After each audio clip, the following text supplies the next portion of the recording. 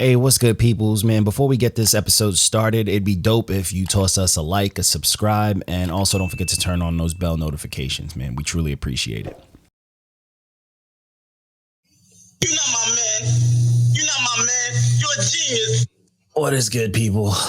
We are fucking live. What is happening?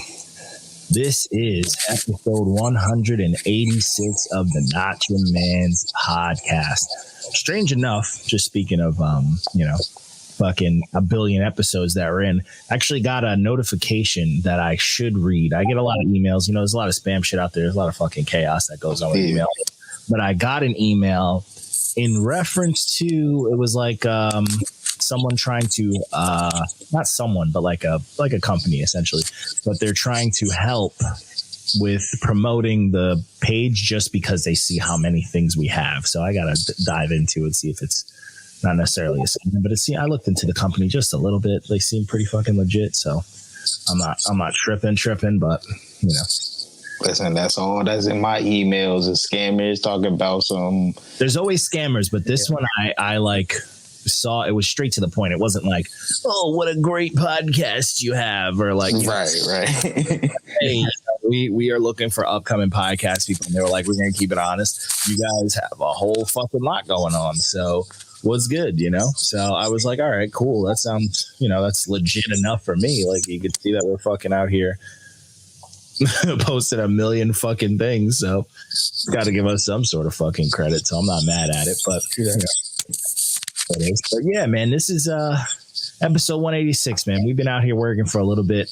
I'm honestly do take technical, just SoundCloud fuckery. It gave a break that I think was much needed last week.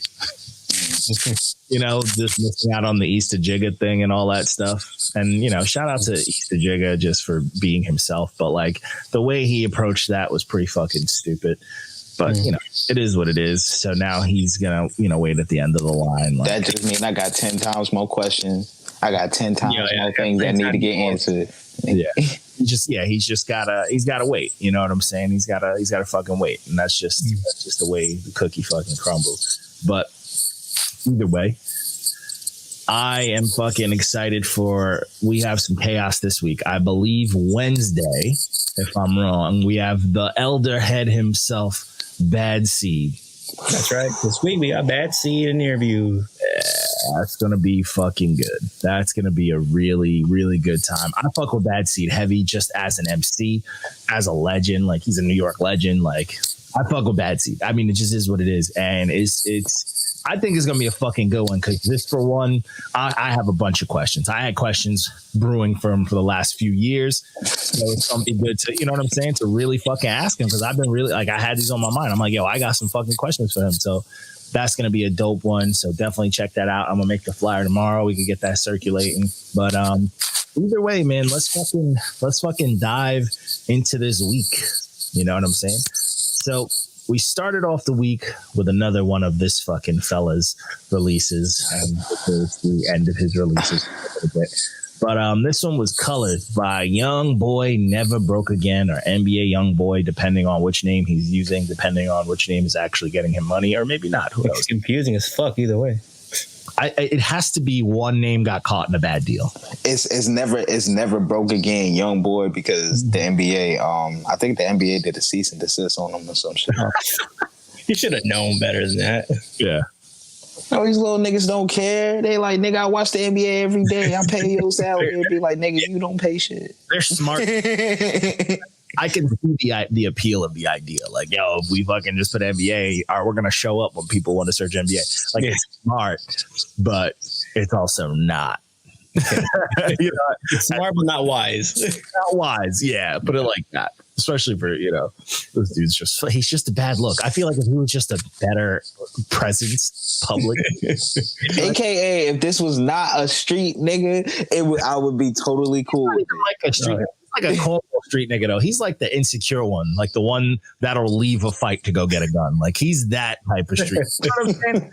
Like the cornball street nigga that like will, throw his textbooks on the floor because someone like giggled in his direction in class type shit. Like he's the combo. Like there's real street niggas, and then there's niggas that just lived near you that always scraped their elbows and fell in the street type of shit, got beat up. That's the type of street nigga he is.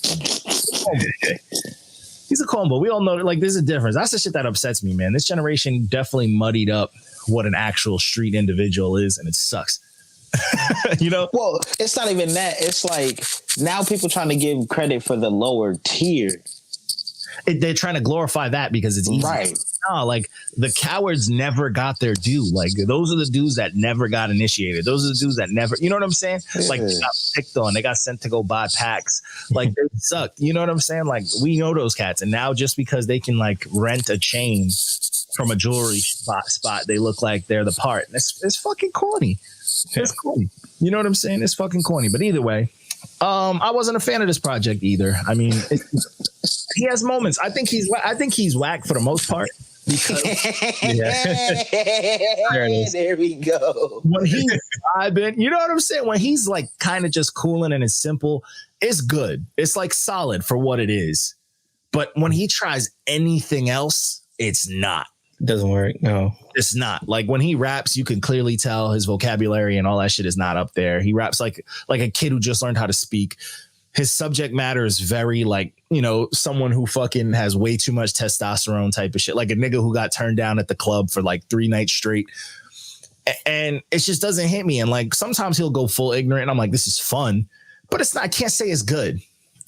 This is actually the first one I actually reviewed for the page. So nice. Yeah. First, it's a red stamp. You know what I'm saying? Just couldn't really handle it, bro. Like here's the thing about him. He can flow like the wind.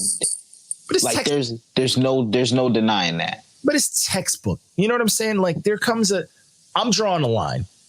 People can flow to an extent. But when you're flowing with the exact same fucking words that everyone else is saying, you shouldn't get credit for that. No, the last part of this album was so monotonous because it was the same shit over and over. He ruined a bunch of beats, and it was just like, he tried to emo like I get it, like the rock starting to love that whole theme, but it didn't work with him. I was just like, nah. It didn't feel comfortable. It fit the bullshit narrative of him wearing makeup to fit in and feel a certain way. Like it was bullshit. It was all bullshit. This was corny. This was a fucking studio reach, like a label reach, and it didn't work for me. Like I just with no features on it, no contract. And this was all the polished shit, which was crazy. Compared to that this was all the polish. This was all the out of jail shit. Yeah, this was like the money shit. Like, cause you could hear the money. The beats was dope. Yeah, the last part of the album was hard, but then he fucked up the beats. Yeah, and it's just it hits a point where it's like, bro, like this shit, it just don't feel good. And I say this all the time. Anybody that knows me and they know how I am when it comes to this dude, I don't know how this dude blew up, and I don't know how he stayed in the public light.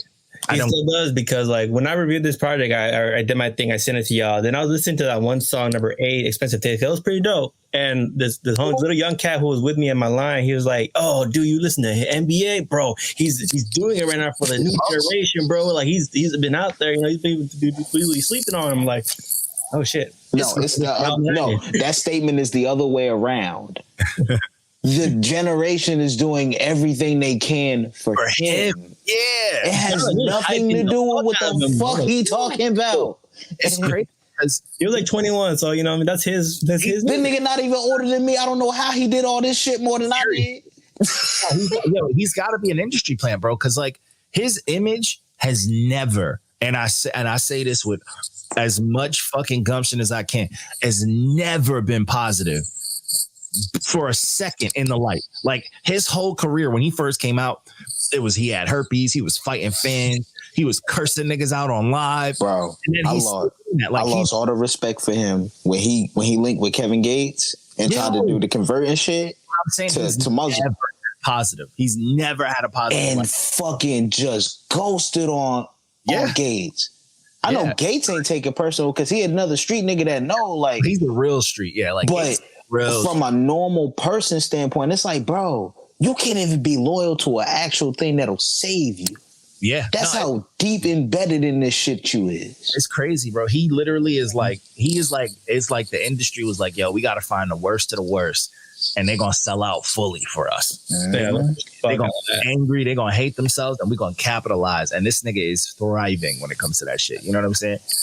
To me, it's crazy to me. But this project, I mean, it's sad because like, as far as I'm concerned, like when he first came out, and I was like, all right, this sound when it was fresh, it was clean, and you would think if he just kept trying, he was young, because he was a kid. We knew he was fresh. Yeah, it's never changed. It's like he's kind of holding on to what he's got, but that's all he can do. Kind of like Chief Keef, you know what I'm saying? Chief Keef can't make other types of music, no matter how much money you throw at it.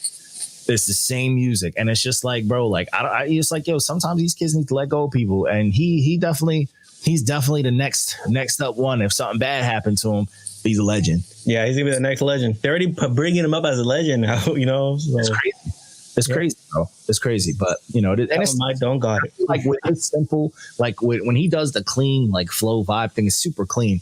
That shit could do work with features and all that. Like that's because I fuck with like artists like Dirk. I fuck with Dirk a lot because Dirk is just clean. Whenever he's on features, it's clean. It's not changing the game, but it's making the song nice. It's adding an aspect, and he, you know, he's talented. He can harmonize. It's nice. It's never like, oh, this is trash. You know what I'm saying? Mm-hmm. And he talks about like real shit, like just about his life, whether it's him flashing about his riches or his girl or her business and shit. He's talking about something different sometimes, you know? Right. And that's the thing, like for us, we'll appreciate even if you do it sometimes. But if it's like all the time, like you just can never bend from that, we looking at you like, what more do you go through other than this? Imagine watching one of them like never-ending, long-running TV shows like fucking ER or Scrubs or one of them shits, or like fucking SVU, and it's the same fucking subject but a different character.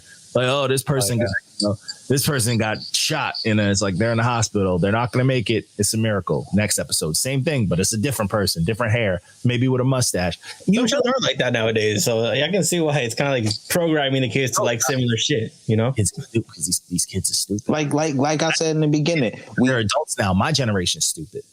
Mm-hmm. My generation, and it sucks because like I was a victim of it too. At first, I was a big fan of the VH1 shit. Like I thought. I love VH1. Flavor of One caught me, bro. I was like, Flavor Flav and this big Russian bitch, like him and all his shows before, and then the New York had her own show. I'm like, this is great. Yeah. And like the Jersey Shore, and I'm like, hold up, something's not right. Was so yeah. I was like, you know what I'm saying? And our generation, bro, there's still a Jersey Shore show. Like my girl trying to, force me to watch it. I watched some of it, and I'm just like, yo, this is crazy. This is still happening, and it's not for the younger. It's for my generation. You know what I'm saying? It's for us. I blame the Real World. Yo, the Real World started it. I remember the ones who started that whole thing. When the Real World realized that people like the negative shit, like when niggas was getting kicked off shows and fought, it changed everything. It started with that one episode where that guy was saying he can't be racist because he's black. And it just blew it up. That was the first thing you seen, like, oh, they're right there with the cameras live on the streets. Like, yeah, you know what? Negativity. You know what really stands out for me? I was talking about this. I was out with the homies last week.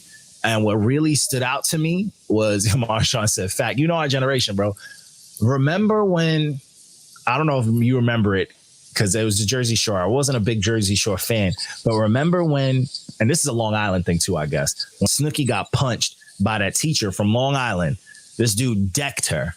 And it was like, because it was real. It wasn't a staged thing. They was clubbing, and she like said one thing to him, and he punched her in her mouth.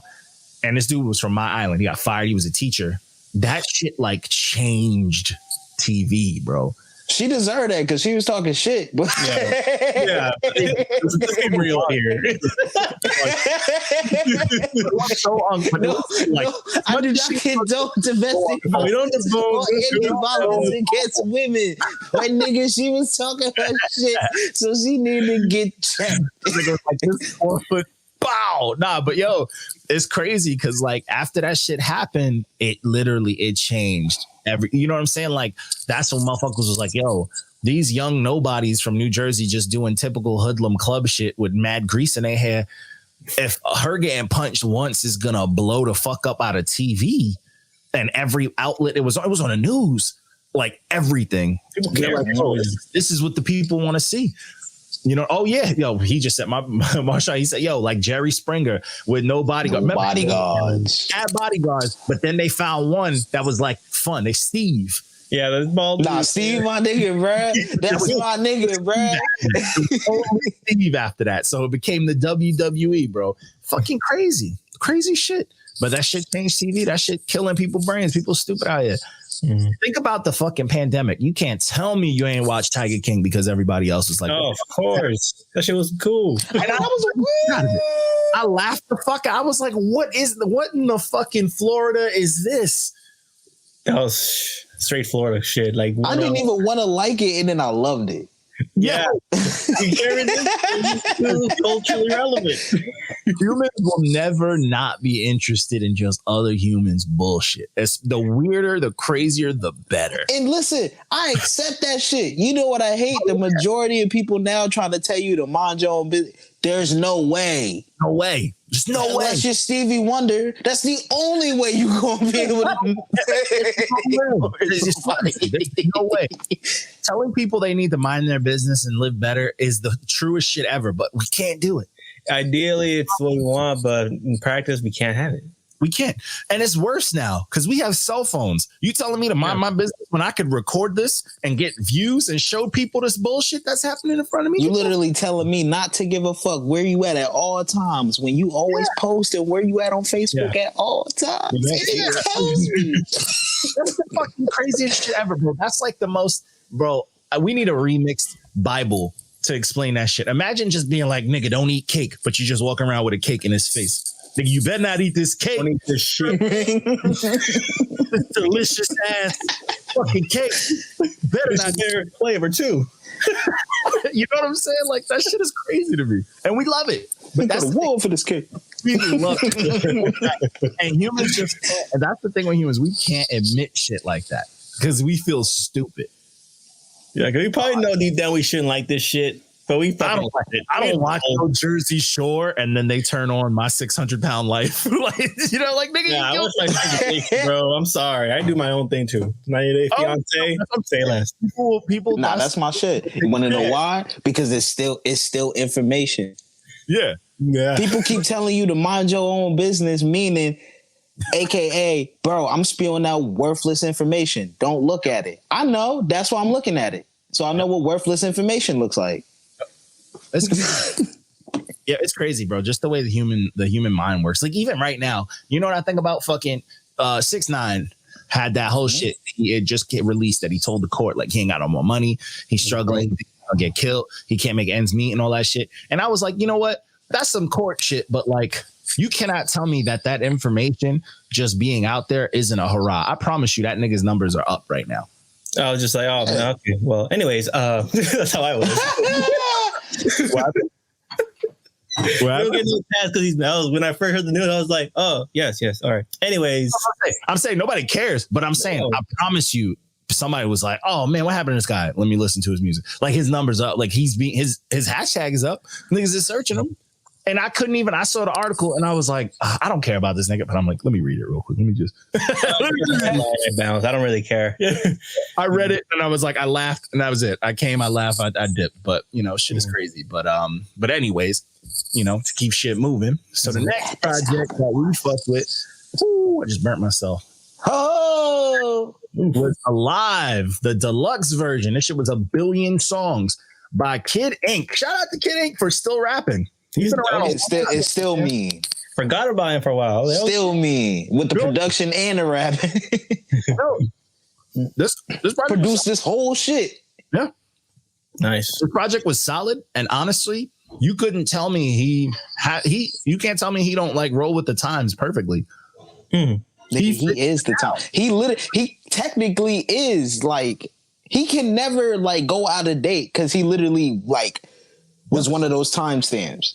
No, but I'm saying like he was around 2 music generations ago. He was on the Up Down remix. Yeah, he was on the 2011. Yeah, that's 2010 Double XL freshman. Yeah. He was with Hobson and Machine Gun Kelly. Yep, that's about 2 music. That's about 2 music generations ago, maybe 3. Like, getting some flowers. Dope. Like, if you now, there's another thing with these dumbass young kids. If they've never heard this motherfucker ever before, but they love NBA, they'd be like, "Oh, this is a new motherfucker." They wouldn't know. You know what I'm saying? They wouldn't know. Really? They wouldn't know he's like You couldn't tell people that this motherfucker came out. How produced mega hits. It's smart coming out the cover like this, like very like the pop. It all fits. Yeah, it fucking fits.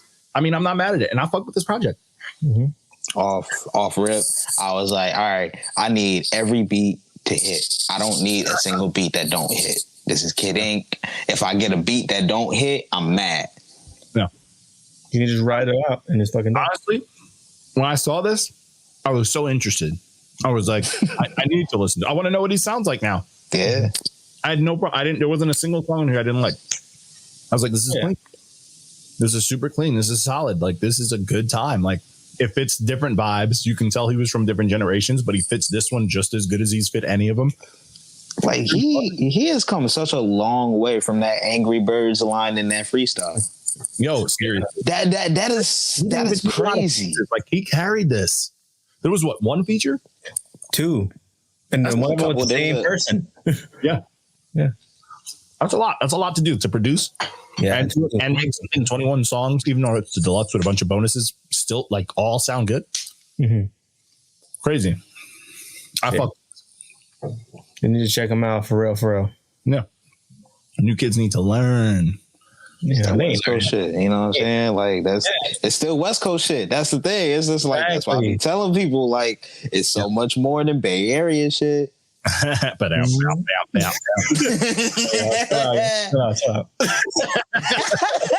all I think of when I think of the Bay Area. But as much as I love those bass lines, I rarely ever use those kind of music.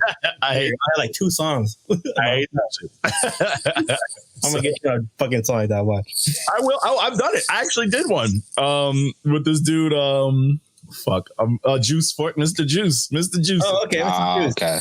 Yeah, I did a track. With me though, you gotta do a fucking West Coast type of song. I went off on it. I think I did all right on it. I slid on it, but I hated it. I hated every second of writing that. Why you send this beat, man? But that's how I get, man. When I hit a beat, I'm just upset about it. I'm like, come on, bro. I don't got no baggy khakis for this. So with the clean crease. So the next project that we dove into. So this was dope. Shout out to the amount of love that came.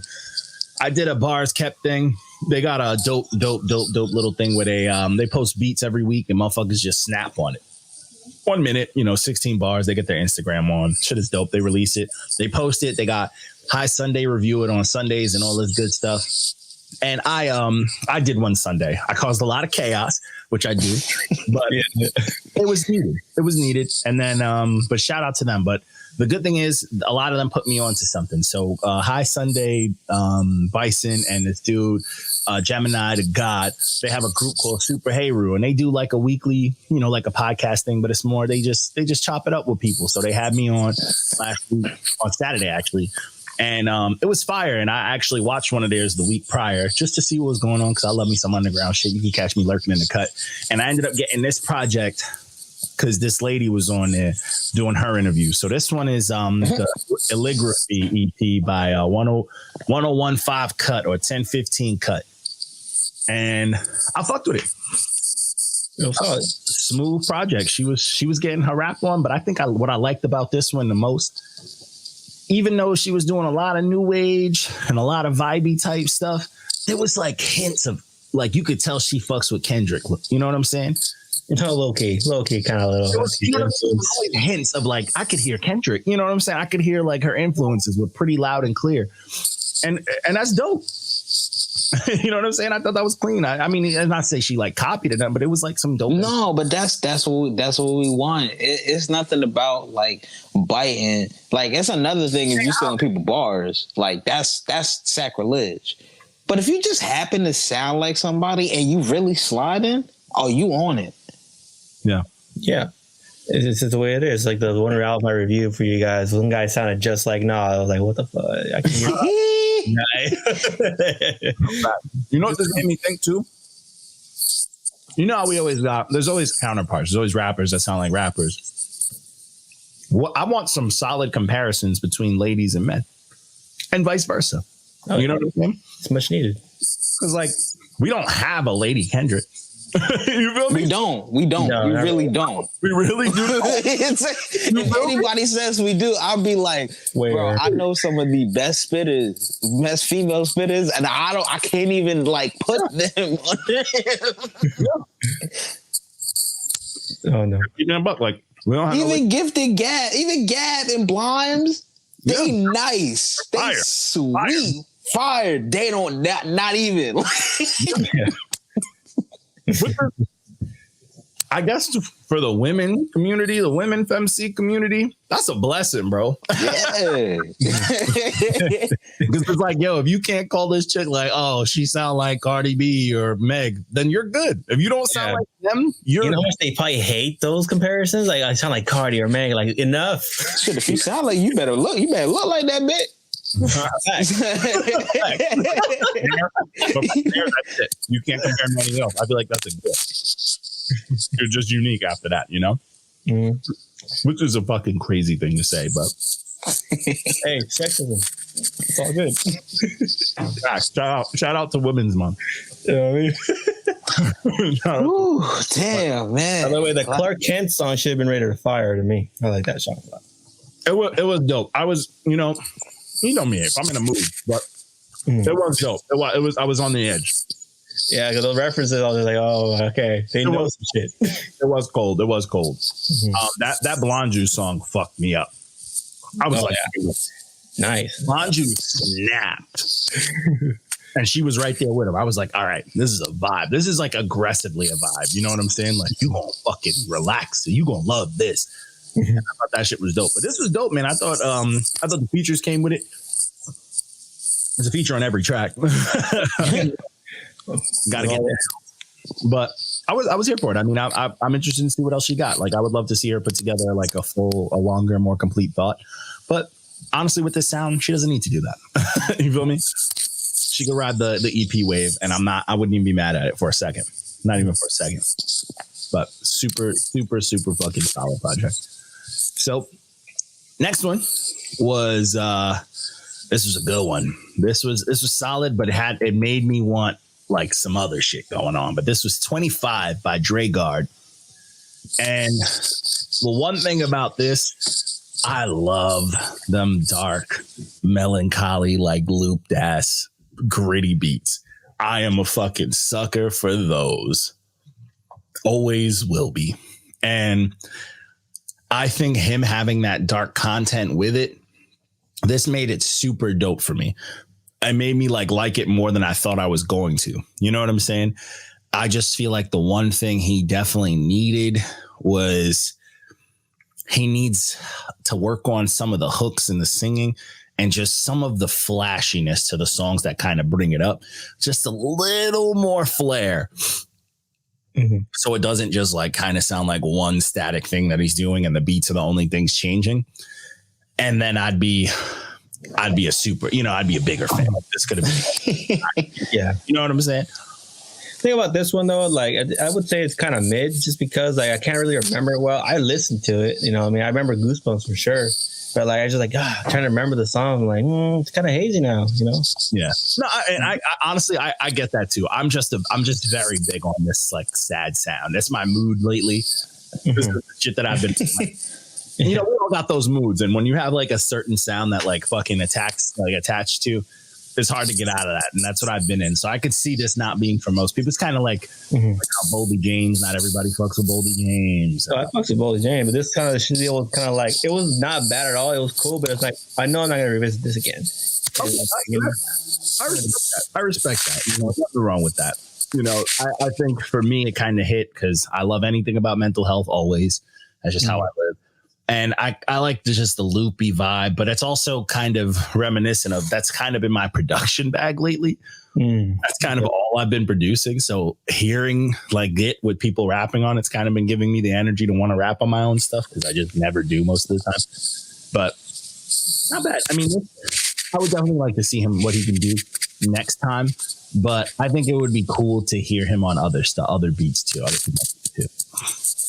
Yeah, definitely. Mix it up, But this was solid, man. You get to listen to this one, Trip? Nah, I hadn't got to this one yet. I was still looking over the list and shit. And after the shit I've been doing, I just been tapped out. Fair. This one though, my biggest issue with this one is they wrote out the songs, all the periods and shit pissed me off. That extra shit. It just because we type it out, so it pisses me off. But it'd be like that sometimes. So, anyways, so the next project, this one I fucked with pretty fucking heavy too. This was Flick of the Wrist by Juss Smith, produced by Fliccs Beats. This was fucking New York as fuck. This was a good time. Like some New York shit. This felt like opening up with the Juss intro. That shit was pretty tough. I was like, yo, you sold me. Go ahead. Yeah, you know what I'm saying? Go fuck ahead. I was like, okay, this shit kind of gave me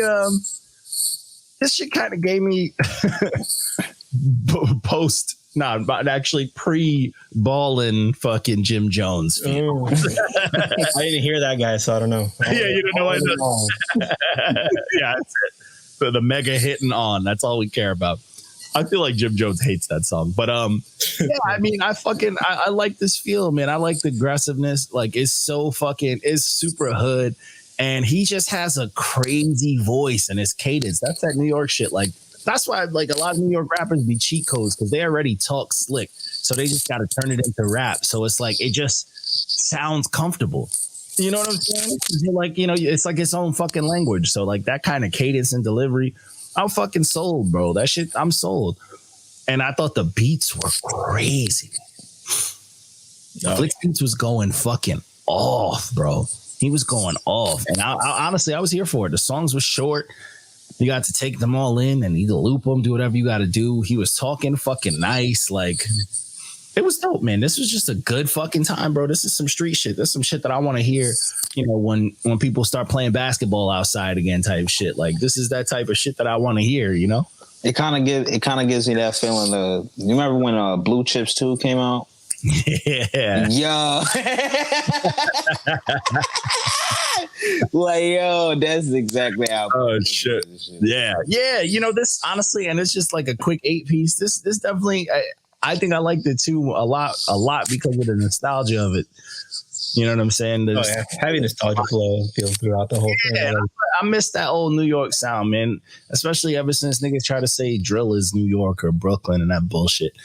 Yo, Marshawn, sir, are we doing singles next Monday? Probably. That's never a guarantee with me. I'll be out here. Get some people to send some singles in. But yeah, this project I think was fucking. It was a good time, bro. This is some shit that's some prideful shit. Some shit you want to drive around, make noise to type shit. You know what I'm saying? Mm-hmm. It's that type of shit that I like, bro. And I love the cover, just the jump shot. Oh, that shit like a gravitated toward. I think I heard that album first because I like that cover so much. That's a great cover. The mic and the fucking... Yeah. It's the most 90s shit ever. Yeah, it's like a 90s album that got put in the future. That's like... And not like mid to... late 90s, like going into the 90s. Yeah. 91-ish, the latest. Yeah. Wow, yeah. Like just like witnessing a little bit of the Jordan era type shit. Yeah. Super fucking 90s. I loved it, bro. I was here for it. Fucking here for it. So next project that we jump on was Malice and Underland. This was a good time. This by Dead Pharaoh. Shout out to Dead Pharaoh. Can rap. Mm-hmm. She fucking throws down. And it don't matter what kind of style. She is fucking flexing lyrical techniques, her vocabulary, and just flows. She's nice.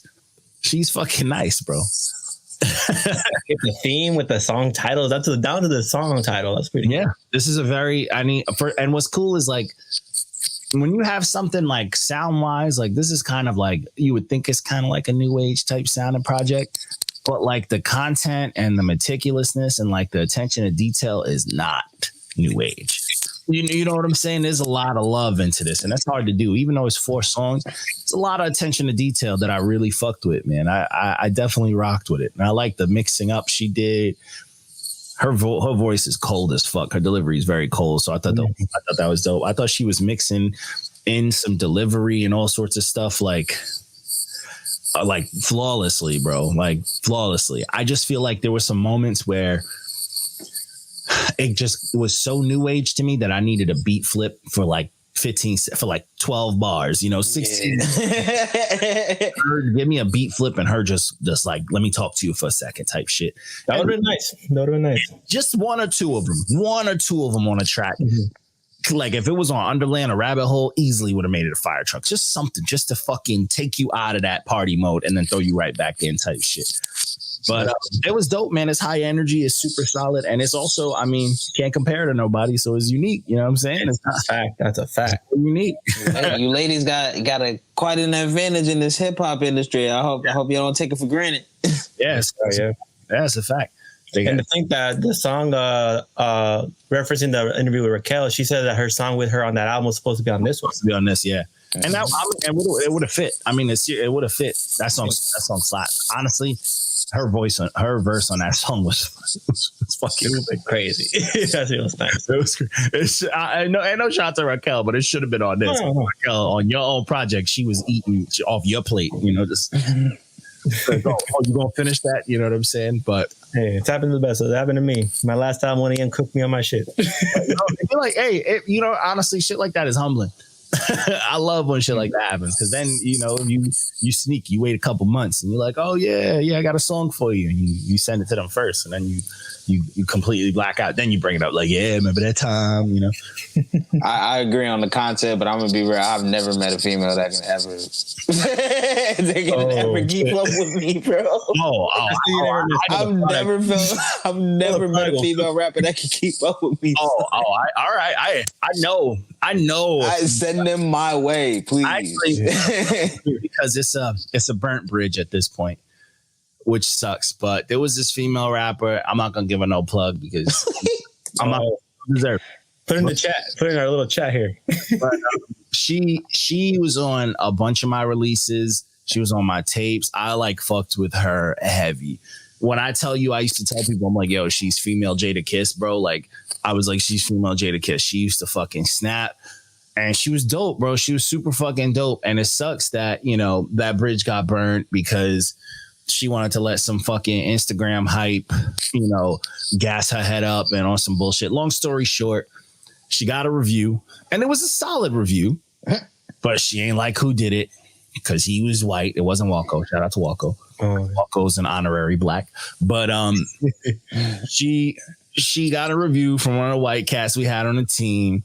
She ain't like it. She went and cried about it on Facebook. And I'm like, yo, I defended it on the episode to the depth. I was like, bro, I get you weren't fully rocking it, but I'm like, this shit slapped. And everybody was like, nah, this shit was super dope. Because the person who reviewed it was more new age, younger cat. He didn't get it. Oh, all right. I was about to say, it almost sounds like Dice. Dice would have fucking loved it. That's how dope it was. Dice would have loved it. Right. So, long story short, she ain't like that. And I'm like, yo, nah, we defended your shit. And then it all turned on me. And she's like, oh, you letting a white boy on a black platform and all. And I'm like, oh, well, that's racist, yo. I'm like, it's okay to be racist against white people. I'm always for that. I'm just but she going that no name route. She like, all right, but you act like just because you got some bars and you speaking some woke shit, you don't. And it's not like she wasn't doing it wasn't like she was doing some woke shit on the project. She was spitting some hood bars and some shit like pussy bars and shit, but it was fire. And I'm like, yo, don't come at me talking about I got something against women on the page and I'm doing against. I'm like, bro, this nigga gave you a solid review. It wasn't even bad. It was like a 6 or 7. So I'm like, don't get mad because you felt the type of way. He cracked a funny joke in the review, but he ain't say nothing out of pocket because I would have checked him. But it was a solid fucking review. So I'm just like, bro. And then she let a bunch of her cornball crew people that we fucking, reviewed that turned on me because I fucking got a review for them. Them niggas was hyping her up and she started talking wild on Facebook. And I was like, bro, I'm not going to come on Facebook and talk my shit. And she wants to talk about on some threats and type bullshit, talking whatever. And I'm like, bro, this is the internet. You don't know me. It sounds like the normal New York thingy thing. You know what I'm saying? Once you get all the niggas that's your homies. It's because I was giving her praise, bro. I was telling people to hit up for features. I had on a bunch of my releases. You know what I'm saying? I used to always, whenever niggas was like, oh, female rapper, I would send her their way, trying to get her some bread in her pocket. So to me, that shit was like a smack to my face. So yeah, that was a corny shit because like, and then she wanted to come around and say that it's because you're against women because of this and that. Like, you know how many women on the page gotten green stamps? And you know, honestly, and what sucked was like, I'm not gonna argue with people on the internet unless I'm trolling and having a good time. Oh, I did that this morning. This morning. Oh, that shit. I could have got it this morning, dude.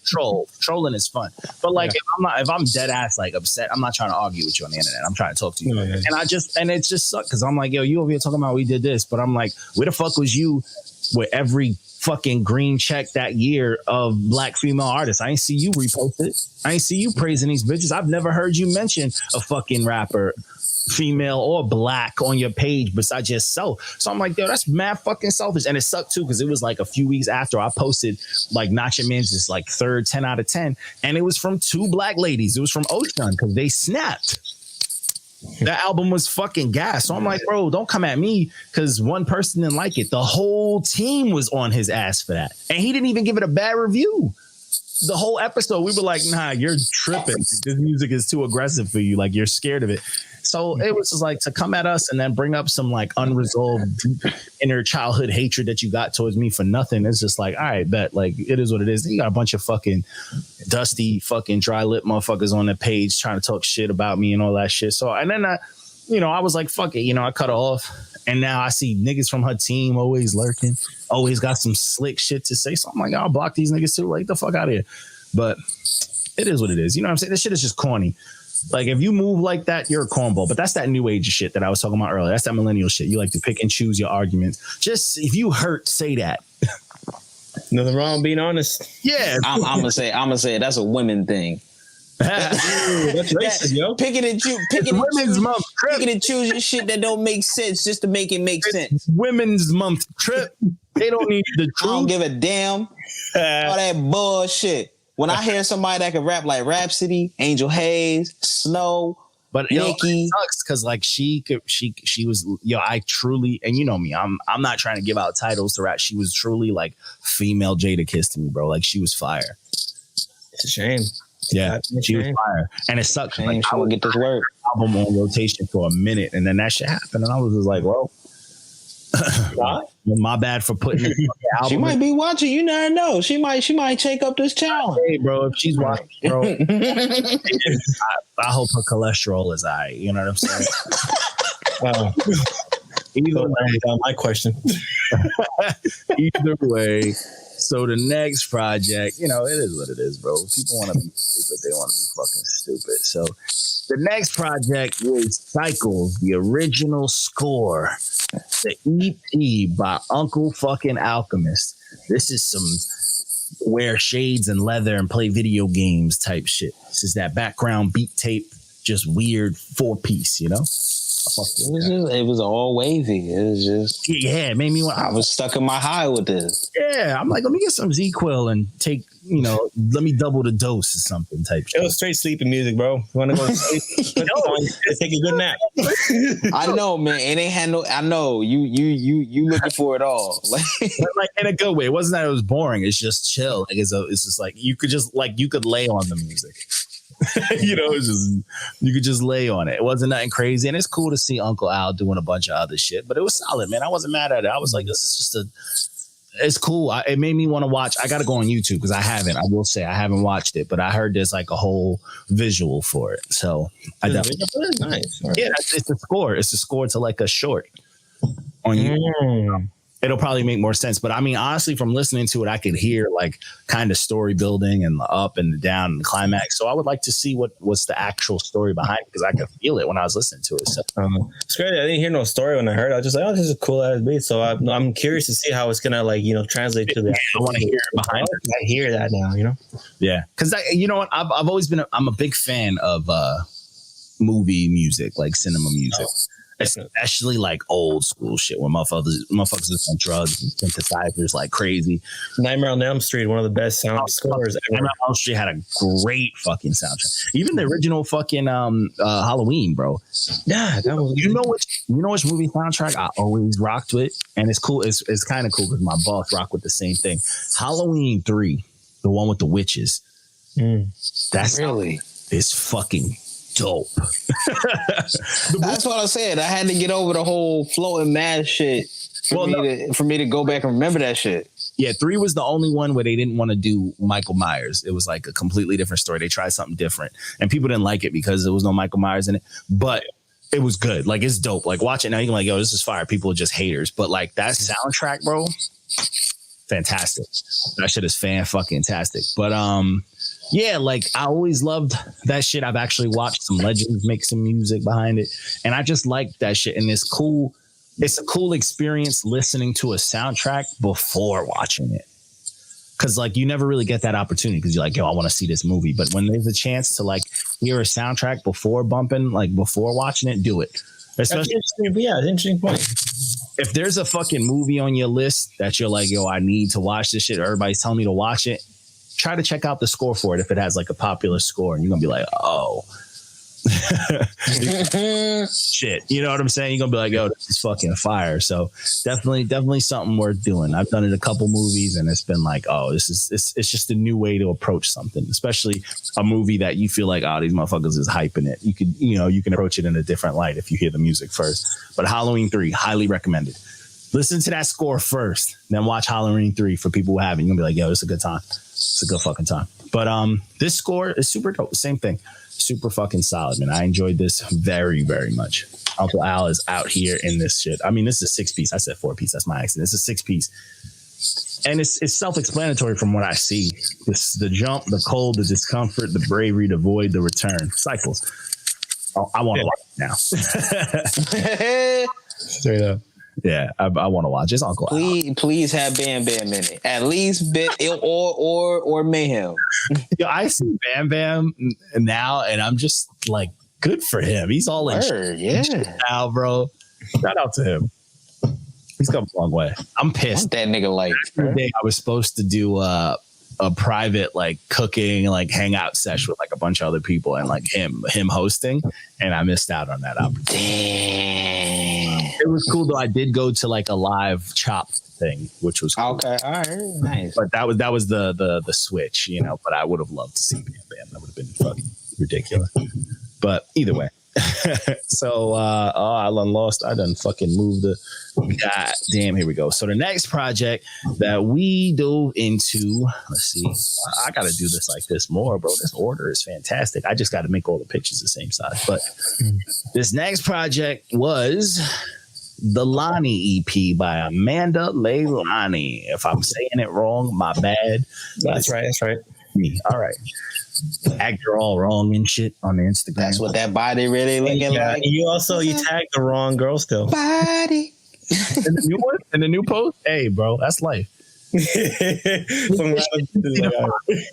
shit easy to find. Because this don't seem like a fucking common name to me. No, it's pretty unique. It's pretty dope. Yeah, and it's on Instagram, mate, I guess. But this project was dope. The first song came in fucking blazing. Great intro to a fucking 4-piece. Came in hot. And then great closer. The middle songs were solid too, but they were more slower. Mm-hmm. And they were just like more simple R&B. You got to impress me when it comes to like R&B type shit. But the more aggressive R&B pop type shit, like the intro and the closer, I'm here for it. Oh, yeah. Yeah. It's my homegirl's first project, I believe. So it's pretty dope. Oh, yeah. Good for her, man. I was definitely here for it. I think she could write very, very, very well. She had a dope little story. Some lady shit, which is cool. Shout out to Ladies Month. And it was just, I mean, it was good. It was digestible. It was simple. There's some shit for TD Boppers to get rowdy with. Yell at they man type shit. Text them a bunch of views and shit. I'm not mad at it, man. It was cool. It had a little sad story, but it was nice. It was nice because it was delivered in a nice, digestible fashion. It wasn't, and it was it's good to hear some singing without, no shock value, no vulgar shit. She had to talk about. Thank you. Like, and shit like that. No, Like I can do without hearing about sex 24/7, bro. I don't get how people can do that. you know what's crazy? I really don't get how people can do, because there's really people I know that can do that. It's weird to me because I guess, again, this is a generational thing. I guess because we saw like the free porn era open up to us. So we appreciated it for what it was. So it's like, bro, you grew up in the free porn era. We like witnessed it. We didn't grow up in it. We had the blurry channel porn. You know what I'm saying? We had to find terrible tape. Yeah, National Geographic channels, homie. Yeah. Nigga said that. We had to find, You know, we had to find tapes that made us look at family members differently. You know what I'm saying? And it's just, yo, I don't even want to tell the story. This is a fucking. You gotta do it now. Because it's just shit. It's just shit that like you just don't forget, bro. And everybody probably got one, but I remember. I'm not even gonna blow them up. But a family member of mine used to had a stash of like old tapes. And, and one of them was this motherfucker. I'll never forget it because the cover was fucking hysterical. It was this motherfucker, Mike in Brazil. And it's very tan nigga. This tan motherfucker with shades. And it's like him on the cover with just ass, just Brazilian butt cheek. And this nigga, every single scene, it was just like, oh, what's up, lady? And she had to eat his ass. And I was like, bro, I don't know what the fuck. You know what I'm saying? We teenagers, everything is weird. You know what I'm saying? We know everything is like, bro, guys ain't supposed to do that. So I'm like, what the fuck is this, bro? So it's just like, now that's regular. Like the kid, that's regular. No, they thinking about it. Even Janae Ankles out here. About it now. To me, I was like, whoa. I'm like, why she going there? Like, what? So like motherfuckers just can't watch shit now. Everybody got to do something. Yeah, and it's corny now because these kids, you would think like a group of kids that grew up with it so accessible don't need to talk about it like, you know, motherfuckers who just got their first kiss type shit. You know what I'm saying? And it's just like when you get sex every day and you around the homies every day and living a fantastic life. Guess what you're gonna do? You're gonna brag about that shit. The energy that they brag about is like the motherfuckers that never got ass. You know what I'm saying? It's just like, I don't believe. You know what I'm saying? Motherfuckers like you can't like it that much. It's just crazy to me. But anyways. This project is solid. It ain't that. So good for that. Shout out to Mike in Brazil. So he's gonna be everyone looking that shit up after this shit. Yo, he's a trendsetter, bro. He's a trendsetter. Oh. These kids following his lead. He crawled so they could fucking walk. So the next project, we're gonna talk about this one because this one is where all the drama was at. Talk about it. Because it's just dope to me. But this was the rise and fall of Slaughterhouse. This is Kxng Crooked and Joell Ortiz laying Slaughterhouse to rest. Wow. In the words of Royce, have you ever seen two smart people embellish on the journey of stupidity? Seriously. What's great about this project is they give you story. They give you their side of the story. There's always multiple sides to a story. It's a 4-way fucking free-for-all. So yeah, there's going to be multiple sides. They give you theirs individually and as a collective. But it's not the whole project. And when they're giving you the story, please believe it is riddled with bars and punches and fucking chaos because these niggas can rap. These are elite. Slaughterhouse was an elite group. There's a reason why niggas argued who was their favorite members and all that shit. And it's just, it's not because like anyone was weaker or whatever. It's them. They were all elite. So you just had to choose. And to me, just personally, this is the best member of Slaughterhouse, the strongest, and I think, and the weakest. Yeah. Putting together something to me, just personally, like the strongest and weakest. And I feel like this is more Crooked's idea than it is anybody's idea, really. He's the businessman, but I will say this is probably the first time that I think I favored Joell more than Crooked throughout this whole project. No, I disagree. I still think Kxng Crooked was the best one of the two. Okay, I'll give you that. I usually go with Crooked. I've been a Crooked fan a long time, but I think Joell to me was. this was for me, this is a masterclass. Joell was weaving together just punches and story, and it was clear. And like Crooked was just, he was doing his thing, but there were some moments to me where it was like a little too much focus on crazy flows and a little too much fast raps. And for it being just back and forth, Joell was just hitting harder for me. I was like, Joell is fucking snapping. But Crook, and that's no slight to Crook. Crook was going the fuck off. It's just, to me, I preferred what Joell was doing this entire project than what Crooked was doing. But either way, they're still fucking elite. Like, it's not to say what Crook was doing was bad. It's just to say if I had to choose, if there was a gun to my head, I'm with Joell. Because that's what it felt like listening. Yeah. And wrong answer. I don't know. Who was right? Me or Joe? Yeah, I mean, I was, have that fucking, but like that's just how I felt. I felt like Joell was just on a different fucking level. This project, but I mean, either way, this project is dope. This is a fucking This is a Excalibur and Excalibur. You know what I'm saying? Like, this is two swords just getting fucking busy. It makes me kind of hate the beef of it. It makes me kind of just like, pisses me off. There's so much potential of a great ass fucking project with all four, and then it can't happen. Honestly, Joe. Yes. And and what sucks to me the most too is out of these four artists, Joe is one of my favorite. He's my favorite. He's the best one in the whole Slaughterhouse. He's my favorite out of Slaughterhouse. But he's also the most difficult. But he is, and he's such a bird, bro. He is a whole entire female nigga. Like, he is a fucking bird when it comes. I mean, technically, he did say he bisexual, so he kind of fits his personality. He's so soft and sensitive, and it's like, bro, he makes me hate myself. Like, this light skin shit has gone too far.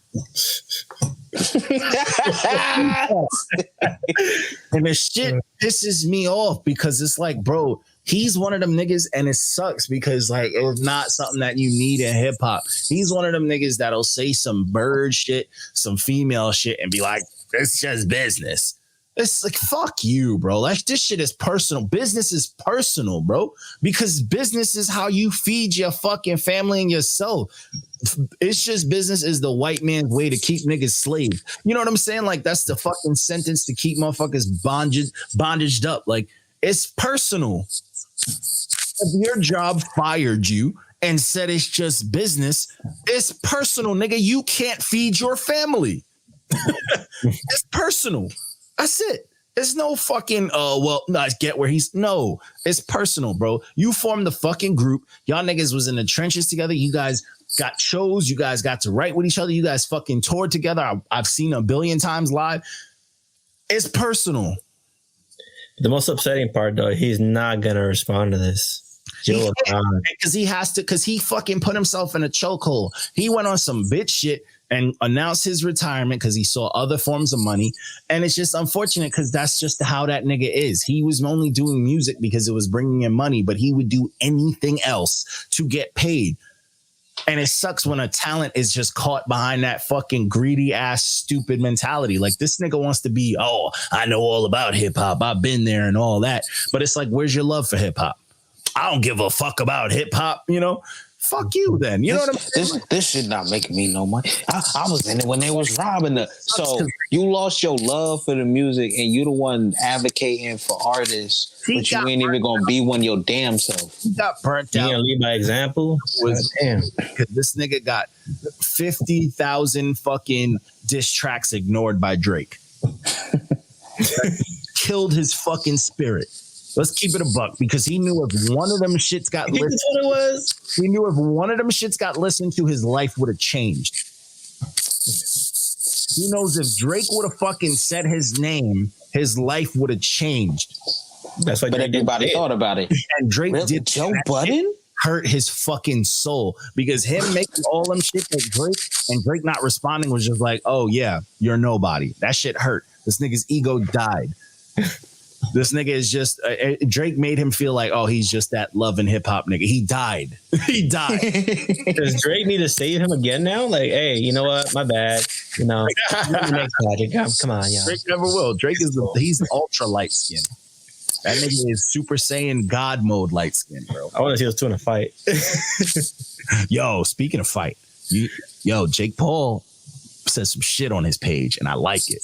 He said 30 million a pop and the pay-per-view gatherings if fucking Skeet and Ye go at it for 6 rounds. I'm here for it. Kanye can't fight. I love it. I love the fact that I feel like Kanye can't fight. I don't know why, but I love it. I know that nigga can fight. That's why I'm looking at this shit like, crazy. He's like, go in there and start fighting his demons. Word. That's what I'm saying. That's he's gonna let it all out. Put a black man in like that. But look at Pete Davidson. This nigga has been fatherless his whole. He has nothing to lose. Yeah, he's a scummy little white boy. He can take a punch to the face. I take several. I know it. Yeah, I know it. But anyway, back to the Slaughterhouse shit, though. Yo, Pete Davidson texting him like, "I'm in bed with your wife" is the wildest shit. Oh, my boy, man, my boy out here wild. Wild. And it's stupid about where the kids at. Like, motherfucker, they're in the next room. That's what I like about it the most. It is the most unflattering. It's like a terrible picture, but it killed me. But back to the Slaughterhouse shit, bro. I'm upset because watching the fucking 2-hour live and all the shit that happened. Joe Budden is such a bitch because I don't like people who switch words up. How you gonna tell a nigga his project can suck your dick and then go, I didn't tell him to, so I'm not being disrespectful? You're from Jersey. That is some bitch. That is something somebody ex would say. Thank you. Like, that's such a bird thing to do. You know what I'm saying? Like, that is such a bird thing to do. Like, that is the most corny shit ever, bro. Like, why that's the only nigga to have a cordial conversation with fucking Nicki in the last 2 years. Just need to watch that. Like, what upset me the most was like, even though listening to all their stories and all of them talk about it, the only thing that I could fucking hear that everyone did not deny was the fact that Joe Budden pretty much was like, yo, I need to get paid more because I was on Love and Hip Hop. And that's what like essentially fucked the whole group up. He will never admit it to anybody that he really wanted to be the superstar. It's crazy, but he always wanted, and that sucks because it's like that was also part of his beef with like being under M. Yeah, he didn't want to be under a rapper that everybody said was better than him, than everyone, you know? So it's like, that shit is just corny. Then you want to bring up, dude, Budden lost me as a fucking fan. You know, you can tell that Budden wanted to be the star just by watching that My Life video where he was so fucking happy to be in that goddamn video. Just like, you know, like, nah, it's crazy. It's just super corny. And shout out to Royce. Royce is usually, you know, he was on my bird list because of that whole Mickey Fax and Lupe shit where he got cooked and then was like, oh, I didn't really ask for this. Like, nigga, you put out a beef song first. You put out 32 bars, nigga. Yeah. You asked for this, but he was on my bird list, even though I do fuck with him. But I respect what he was saying. He's not doing it unless it's the group. And I respect that. I come from that era. I come from that type of shit. I was always a fan of bands. When they got switched members, I never fucked with them anymore. Like, I'm that type of guy. Like, is you started with something, you got to fucking close it out. We need closure with something. We don't want, by the end of the day, is one member left doing the fucking, you know, hokey pokey in Vegas type shit. No. So I respect his stance on it. Crooked was given the most valid fucking shit. He was just saying, yo, I was just trying to get people paid. He was like, I was the only one that was really trying to handle the business side of it. And he was like, so I'm trying to get people paid. Business is business. He was trying to do the business shit, but he also wanted to rap. So I get where he was coming from. And Joell Ortiz is like, I'm happy to be here. Yeah. Word. You always got to have that one nigga that's just like, bro, if you down, I'm down, bro. Yeah, Joell Ortiz was strictly there like, oh, these niggas can rap. I'm trying to rap with them. I'm trying to get better. And I respect that. Like, yeah, he was doing his business shit, but it was no ego with him. And that's why I fuck with him more. Like, so that whole shit. And then it's like, people are mad at them for putting this out. This project, I feel like they just decided to call it Rise and Fall of Slaughterhouse.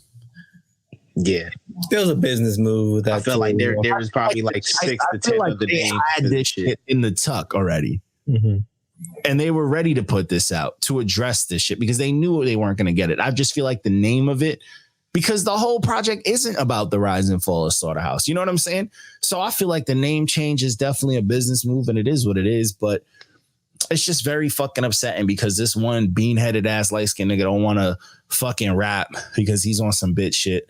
It's just corny. It's just he just does shit corny, bro. And I can't rock with that corny shit because niggas.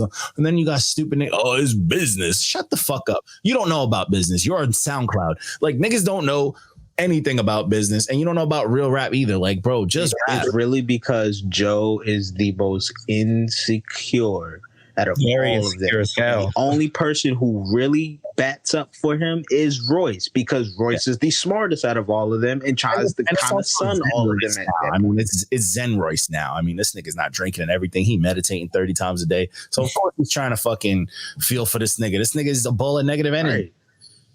But to me, it's just very corny. It's just, and they're like, oh, it's not about the fan. Like, you know, I guess, you know, the fans do want it, but I feel like music needs it. And it's very corny to me. But, you know, it is what it is. I mean, we just got to deal with it. It's just now we got people coming in like, you know, people just, you know, like shout out to Monday night. Yo, Monday, why you don't send us your projects anymore? But he came in the comments. I trolled the shit out of him. He was like, oh, this is ass. This is whack. And I'm like, facts. But it's like, I know he didn't listen to it. And he was like, yeah, I didn't listen to it. I just don't like the mentality of it. But it's like, what? Is it the business you have a problem with? Because it's, you know what I'm saying? Like the business is, it sounds like Joe Budden wanted more of it. And that's corny because when they came out together, it didn't matter. Like, okay, if you're doing side moves while you're in this business, that's good for you. But you didn't start off that way. You know what I'm saying? So like, why they gotta fucking pay for it? Like them niggas. Like how he's treating it now is how we all thought it was going to be. Like, oh, this is just some side thing. This isn't something that's. And then they all of a sudden signed as a whole fucking group. Yeah, and they were here, bro, off of one song. Like, come on, bro. But you know, what can you do? Joe needs to lose all his money. Joe needs to lose all his money again. Yeah, bro. Stop listening to that nigga on Spotify because he's just a bird. He turning dudes feminine. But, anyways, you do too, and it's sometimes I like that drama because it's arguing, but I feel like a female that just wants to watch females argue. Women's Month. Happy Women's Month. Yeah, it's the Wash Women from Men fucking podcast. But the shit that he did, and it's like, bro, people that's taking up his side, even the shit that happened with Rory and Mal, bro. Like, that was horrible. What's the problem, bro? Stop supporting that fuckery. Because imagine if fucking like Styles P did that shit to the Locks. Wouldn't you be like devastated? You'd be like, what the fuck? Them niggas is brothers. You know what I'm saying? Like, what the fuck's going on? And Slaughterhouse. See, that's the difference between Joe and everybody else. Like, he even do that same shit with Ice and Ish. And the only reason why they still on the show is because they getting paid. Yep. And more than they've ever gotten paid. It's discouraging to super groups now. Because we'll never have that again. Because niggas don't want to do that. Niggas just want their bag. It makes hip hop more selfish than it's ever been. And it's that too. There might be some new cats who saw that and like, you know what? Let's not go that route. Let's not. All right, if anyone got problems now? Say it right now because we're gonna sign later on. I don't want you to turn the job. Hard enough to get rap because rappers don't rap together no more. It is what it is. We don't get super groups anymore. It just never happens. Only old rock bands do that shit now. It'd be fucking very like. Joe is literally setting that tempo for niggas to do that. Like it'd be very hard for dudes to do that. It's like if you didn't grow up with niggas rapping with them, then it's just you'd never do it. Niggas just don't do it. I feel like he's making it more difficult with his fucking shitty attitude towards it. You know what I'm saying? Because it's like who the fuck wants to do that shit? Now it's like, oh, I don't want to get Joe Budden. You know what I'm saying? I don't want this bird nigga to fucking do that bullshit. But either way, the project is hard. It's still flaying. It's still. Yeah. If you're there for the story, it is what it is. You probably be let down. You're not going to get all of it. But if you're there for some raps, some bars, and some crazy beats, get on it. They got you. Yeah, get on it. This is a masterclass, bro. These niggas is nice. So the next project, also a masterclass in some heat. This shit is fucking fire. This next one is Tana Talk Part 4 by The Butcher coming. Nigga, this is Benny the Butcher, bro. This project's crazy. Yo, I've become more of a fan of Benny the more I hear his shit, bro. It's nice. This man is insane. He don't flag. And you know what? You know what I fuck with Benny? Because remember when like Pusha T would write like one song a year and everybody be like, he's the best at talking about coke shit. This nigga Benny puts out like 4 projects a year and he's flipping coke better than fucking most coke rappers out, period. Ooh, you think he's better than Styles P? He flipping more coke than he got time to flip. Nah, because Styles P's out here flipping fucking sea moss juice. We're not putting it in the same plane, but like, yo, bro. This nigga Benny. And I fuck with Benny and the Griselda boys. I don't know why people don't fuck with them. Some people do, some people don't. They don't fucking shy from nobody. They rap with the best of them. Even Diddy. Yo, fact. That's the very reason why a lot of people don't like them. Because remember, they like the mediocre shit. Stupid, yeah. Because because this shit makes people look like cowards. This nigga J. Cole, when have you ever heard Cole rap? Dude, that's the first thing I heard before the drop. That got me expecting this album to drop. Like, bro, you gonna start your project off like this with J. Cole eating the track? Like, that means you're confident in every other track afterwards. Thank you. This nigga J. Cole came on this track, and I was like, oh my God, what is happening? And it never stopped. I was like, this nigga, I haven't heard J. Cole rap like this since like Let Nas Down fucking pulling his bag for Benny. No, he went crazy. And then it just never ended. Like Stove God, who's got the best intro in rap, he came crazy. Boldy, you got Diddy having a good time. Conway, the 38 Special song was a little too much for me because there was a lot of acting going on. I thought it was fucking hilarious, but it was still dope. West Side, like this project was fucking fire, bro. Nobody's flipping fucking pianos like Benny right now. Benny is killing it in this drug rap shit because none of it sounds like flashy. Right. Yeah. It sounds like you still in that dirty ass apartment. His raps to me, if I had to describe his raps to anybody, all his raps are to me is when Tony Montana and Homeboy was in the tub getting chainsawed. That whole scene. That's Benny's raps to me. That type of fucking chaos. And I love it. This nigga is nice. This project was fire. Like, do not shy yourself of this fucking treat. Hip hop treat. I saw a tweet today saying like they did not need 10 more commandments. I'm like, who is you, dog? Hating on it. I don't know why. Bro, like it's like, bro, you act like you don't know what the fuck Diddy's gonna do on the track. I bet they didn't hear it. That's what I think. Yeah. They didn't hear it. Just saw let Diddy do his thing. You know exactly what he's gonna do. Fuck out of here. It's either this or Diddy needs to dance more in videos. People need to stop hating. I wouldn't hate on a dancing video with Diddy in the background. Diddy dancing used to crack me up as a kid and still does. Shout out to the fucking psychopath. But definitely listen to this project, man. This one's a good fucking time. And then the last project we had, look how good this art is. They sent me the picture and shit. It's all clear. This was Kingdom of Criminality by Novatore, AM Early Morning, produced by Stu Bangas. Shout out to Stu Bangas, bro. This project is a good time.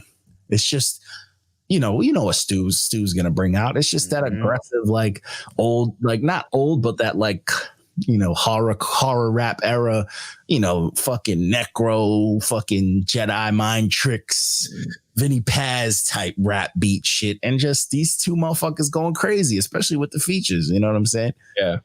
Okay, Chino XL, yo. Yo, you know what's it was cool to hear Chino XL. It's just he be doing too much with the rap shit. It's like relax. But I did have a hot take. I was talking to the dudes from Superhero and Gemini the God. We were talking about the Slaughterhouse shit, and he was saying how like Chino XL fathered like M style. No. And I was like, it's worth looking into. He had some valid points, but then he was saying how M didn't have his style solidified until he rapped with Royce, which I'm like, it's not a bad argument either. But you can say that about anybody. Nobody has their rap voice down until they fucking rap for a long ass time. Yeah, and it's just like, to me, I'm like, M has never really been one to not pay homage. So I don't really fully see it, but I can see M is smart enough to find out and use something that he's learned or picked up from someone else to make his voice sound better. Because I do admit, I've said this a million times, that M, he needs to rap with black people again. Yeah. Because that's when you got the best M. He now his swag back. That might have also been the drugs too. Low key, but still the vibe with the artist. That song. Yeah.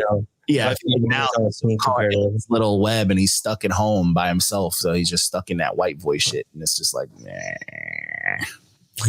Okay. Not saying we want you to do that, and we know that's the old barring with blacks, nigga. He was barring with 50. Like what he did to that fucking Drake, fucking Lil Wayne, Kanye song, like he was fucking out here, that wasn't, white M rapping on there. That was baggy sweatsuits with the do-rag and the fucking beanie and the glasses M.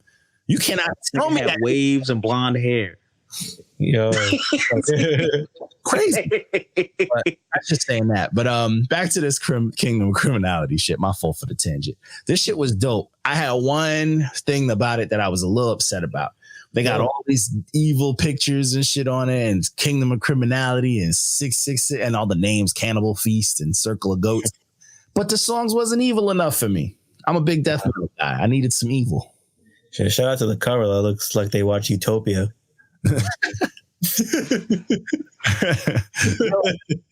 Wait, you talking about the fucking the Private Reckless? You know what I'm saying, Mr. Funny Rabbit went crazy. Yeah. Every time I think of Utopia, I think of that old school British show with the government and all that shit. But yeah, the fucking big. They did a shitty remake of it, but that show was fire. But yeah, this project I just need. If you're gonna call stuff like that, I need some evil. And that's they call it my death metal era. But if your lyrics aren't on par with like Cannibal Corpse or Dying Fetus, I don't want to. Don't call it that. Yeah. This album could have used some like other like horrorcore artists out there too. I think. Yeah. I have Brother Lynch or something. At least. Yeah, I thought. Yeah, Lynch would have been cool on here. I feel like Ill Bill would have went crazy on here. You know what I'm saying? There was a couple of artists that this definitely could have used. Mad Child. Mars would be the one. Mad Child's he's on a path right now. We don't know what he's doing. We don't know what he's doing, but he's getting righteous out here. He's trying to fix his life, even though he like 50. But yeah, this project was dope though. I mean, it had a lot of good bops. It's just I wasn't feeling the evil, but it is. I will say it's good hip hop. It's dope hip hop. I just need, come on, a little more evil than that. Yeah, I feel it. Go full. You know what I'm saying? Go full. You got a song called fucking Cannibal Feast. I want you to talk about eating, like actually eating, not like I'm a eat rapper. I want you to talk about eating people. Which body part tastes the best, kind of shit. You know what I'm saying? But this is a dope fucking project. This is just good hip hop, bro. This is the last of the Friday releases. If you want some shit that bangs, it's typical Stu Banger shit. So you're going to fucking love it. I will say AM Early Morning was eating your food, Novatore. He was cooking you up, boy. He was cooking, and you was doing your thing too. You was out here rapping, but AM be slow. He was fucking you up. Yeah, he was fucking you up. You was holding on. You was on the corner. Your life. They both got down. They got busy. They definitely got busy. They got busy for sure, man. And I fucking loved it. I love the contrast. I thought all the cuts were dope. Fucking shout out to DreGarde. He was going crazy. Tone Spliff did his thing. Shout out to Recognize Ali. I love Recognize Ali. He got a crazy rap voice, and I've always been a fan of that shit. But yeah, the shit was super dope, bro. I was fucking with it, man. I'm definitely here for it. I was here for it. The cuts were cool. I like the cuts in this one. Fire. Yeah. Fire. Shout out to the cuts. Not sleep on the cuts on this one. Cuts always make hip hop better for me. More people need to use it. I would love to see newer artists utilize cuts. West Coast need to start using more cuts. You don't use cuts at all out here. It would work, yeah. I want to. Yeah, I would fuck with that. If some West Coast artists did that, and the newer age artists fuck with some cuts, I'd be here for it. I'm gonna try to do that. I'm about to make that popular. Do it, man. Start cutting up some new age singing rap shit. But that's all we got, man. Talk nice to us. We got, it's Monday, so we had 2 dope projects drop today. Y'all can check that out. And just check us out, man. We got a dope interview coming up. We dropped the dope interview with Jake Daniels. Y'all definitely should check that shit out. He a cool dude. Yep. And nice hair. And he's just very positive. He's very nice. He's a really cool cat. I respect that, man. He give me the energy of someone like who like buys the person after him stuff on a drive-through line type energy. Yeah, I see that. He's like, he gives, the receipt later on. Yeah. He's just a good dude. But he was cool, man. We had a dope talk. There's a lot of gems in there for you upcoming artists and shit like that. You can learn a lot, as always. And shout out to just all the fucking movements we've been a part of, man. Shout out to Bars Kept for having me. Shout out to the Super Hey Roo Cats. They're fucking dope MCs. and they're just dope dudes. Check them out. Also, shout out to Rap Seminar, man. We fucked with Rap Seminar for a hot minute. And Rap Seminar Rob, this motherfucker's literally a teacher. If you motherfuckers who are learning to rap want to really dive into some student shit, Rap Seminar is there for you. Rap Seminar will point you in the direction of buying the book of actual rap styles. And it's a list of how many different forms of hip hop writing there is. And it's incredible. It's shit to learn. I've always been a fan of that type of shit. Check it out. Rap Seminar is dope, but they also, I don't know if he's still doing it, but they used to offer up a service where they'll break down your lyrics and do like all the different types of rhymes and all sorts of shit. And he'll list like the different techniques used. It's dope. Worth the service. It's not like you're not going to pay a fucking arm and a leg. It's worth the service. If you got something that you feel is just like, yo, I was in God tier mode, it's fire. I sent him something and I was shocked at how many fucking techniques I used. I was like, all right, I can write a little bit, you know, but it's dope. It's dope. He makes it look good. Check them out. They've been on our website since forever. You could check our affiliated shit. Rap Seminars where they at. But yeah, man, shout out to everybody, man. Show love, man. This underground scene is fucking strong. Our IG algorithm slowly coming back. So shout out to that. Share our shit. Show people our shit. Stop being cowards, man. Let us doing good. We've been on our best behavior. Yeah, so award us by stop fucking with us, you know. Yeah, I'm gonna try to live tomorrow and see if we got it back. But you know, I'm hoping that it's back. You know what I'm saying? But other than that, we are out here, man. Check us out. We got a lot of shit coming. We've been super busy. We trying to keep that energy. I'm gonna go take a look at my new frogs, man. I'm gonna go stare at them, man. Yeah, got some frogs out here, man. They baby frogs, man. But yo, peace out, peoples. West, y'all. Yes, sir.